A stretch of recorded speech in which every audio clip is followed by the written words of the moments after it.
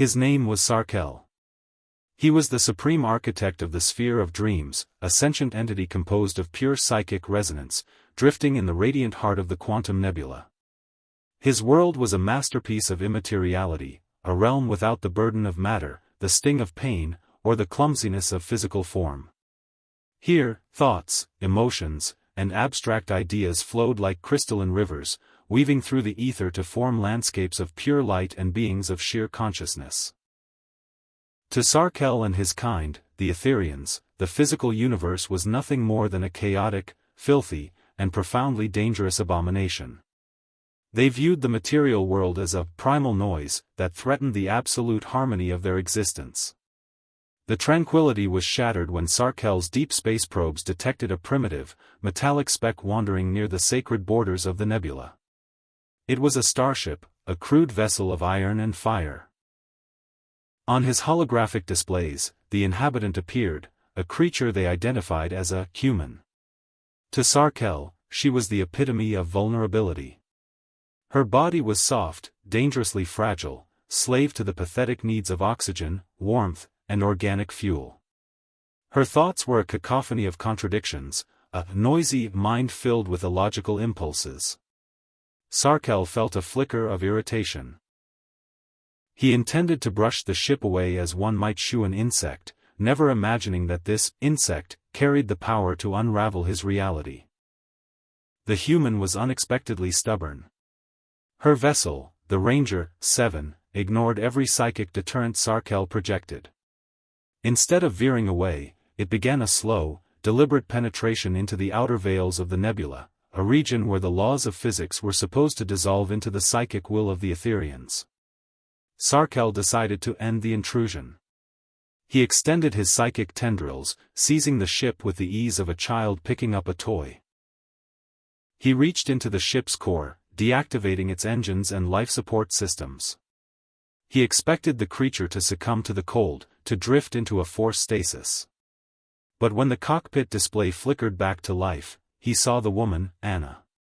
Her skin was pale, her face slick with sweat, but her eyes held a terrifying, incandescent fire. She was not sleeping. She was staring directly at his sensors, and she was consumed by a cold, calculated fury. Anna did not fall into stasis. She did not panic. Instead, she reached into her flight suit and pulled out a small, flat metallic device, a crude piece of human engineering that emitted a constant, jarring electromagnetic field. "My name is Anna Rivers," her voice echoed in Sarkel's mind, piercingly clear despite the lack of any radio connection.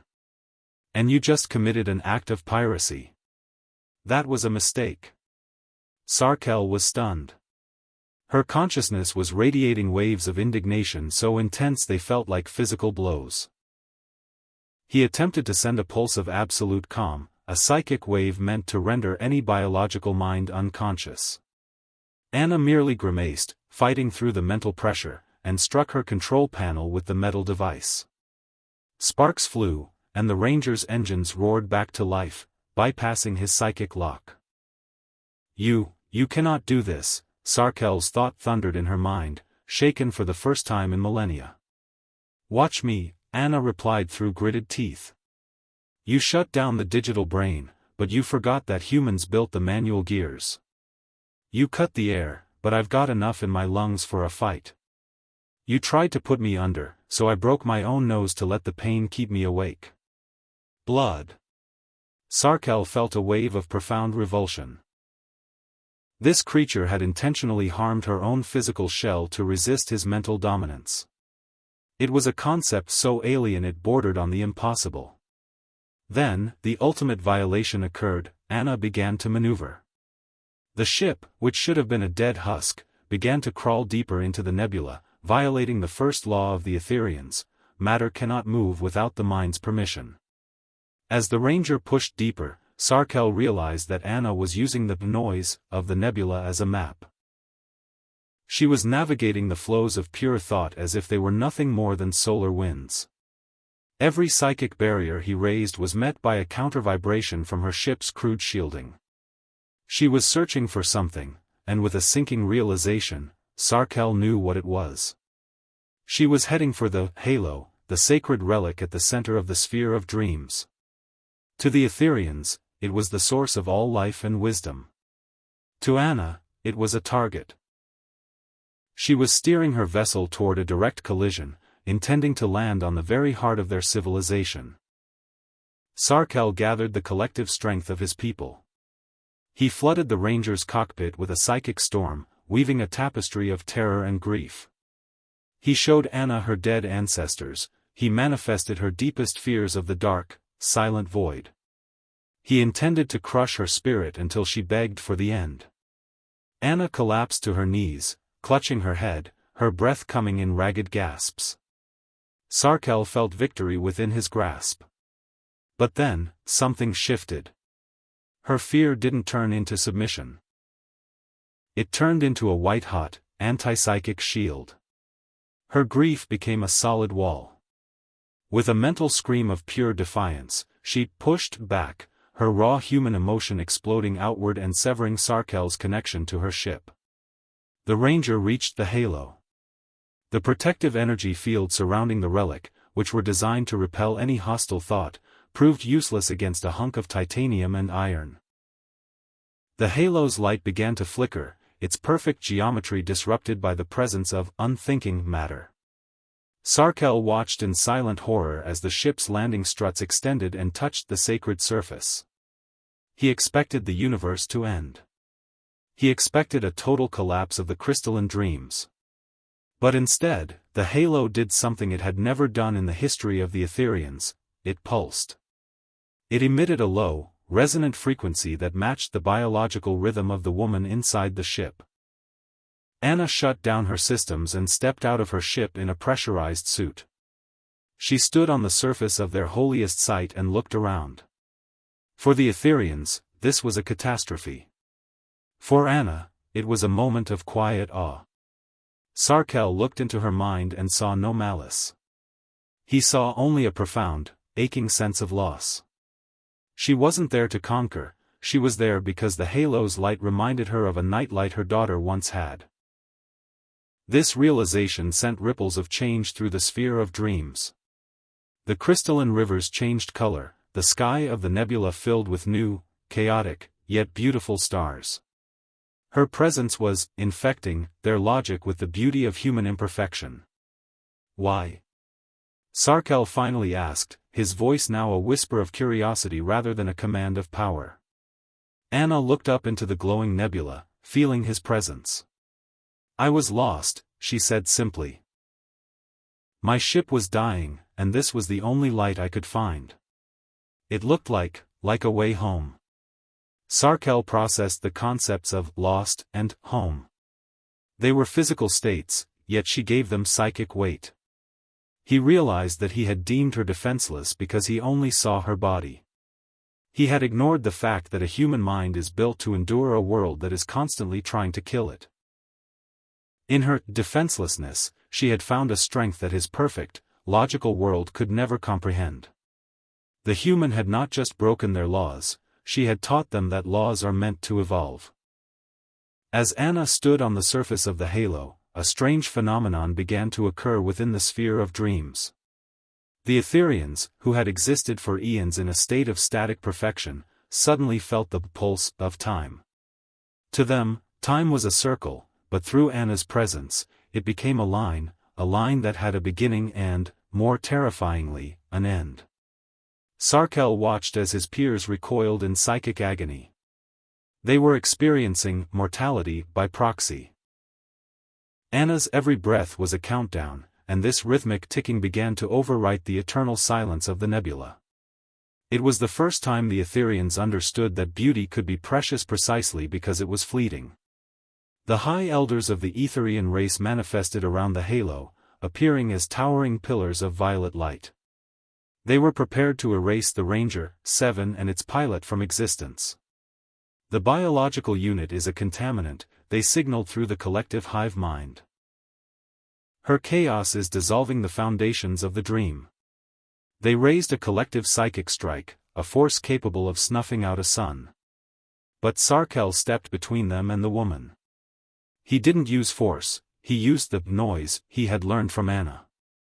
He broadcasted her memories of Earth, the smell of rain, the warmth of a child's hand, into the elders' minds.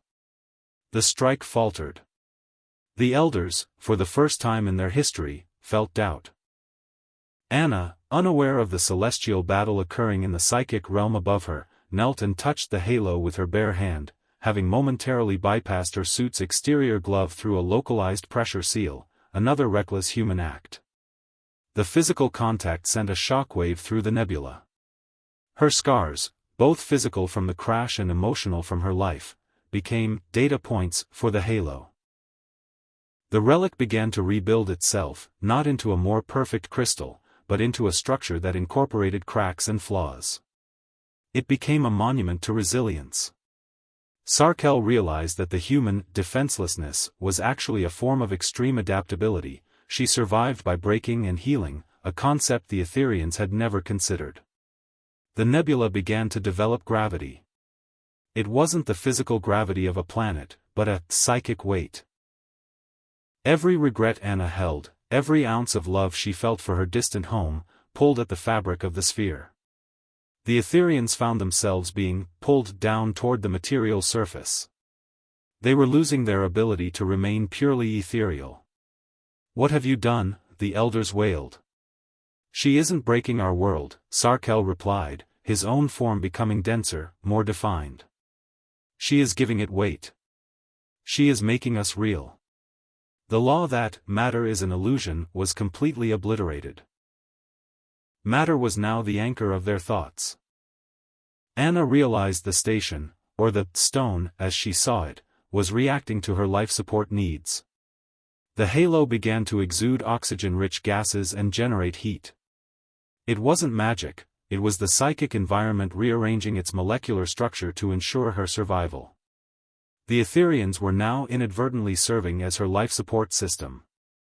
The ultimate irony was complete. The architects of the universe were now working as janitors for a single human's biology. Anna, seeing the shifting lights, began to talk to the air, telling stories of her world. These stories became the new blueprints for the sphere's evolution. As the days passed, the boundary between Anna's mind and Sarkel's consciousness began to dissolve. This was the Great Breach. Sarkel began to feel her hunger, her cold, and her fierce, irrational hope. He understood now why she had broken her own nose to stay awake. It wasn't just survival. It was the refusal to let her self be erased. The Etherian law of unity of mind was shattered by the human law of individuality. Sarkel no longer wanted to be part of the collective, he wanted to be an observer, an individual, an I. Eventually, the nebula's energies stabilized. The Ranger 7 was no longer a broken ship, it had been dreamt back into wholeness by the collective subconscious of the Etherians, though it now bore strange, glowing runes on its hull. Anna knew it was time to leave. She climbed back into her cockpit. "Thank you," she whispered to the empty air. Sarkel appeared to her, not as a holographic projection, but as a faint, shimmering outline of a man. "You have destroyed our world, Anna Rivers," he said.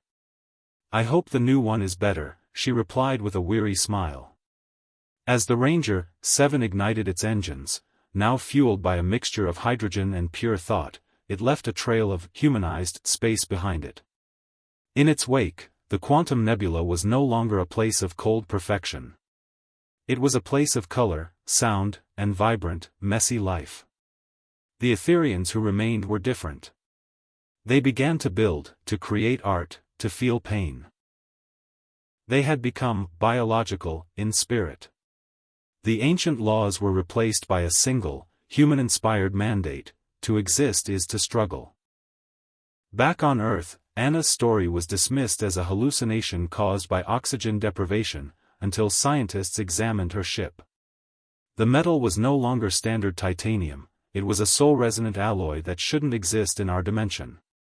Anna spent the rest of her life looking at the stars, knowing that somewhere out there, a whole civilization was dreaming in human colors because she had refused to die quietly. She was no longer just a pilot. She was the anchor that had hooked into the divine and pulled it down to earth. Eons later, the sphere of dreams reached a new peak. It was now a bustling crossroads of dimensions. Sarkel, still the architect, but now the guardian of the bridge, watched as other human ships approached. He no longer felt irritation. He felt a deep, profound respect. He remembered the woman who had arrived with nothing but a metal plate and a broken nose, and who had brought a godlike race to its knees. He looked at the halo, which now bore a small, carved inscription in an ancient, blocky human script: Anna was here. The universe was no longer perfect. It was better. It was alive.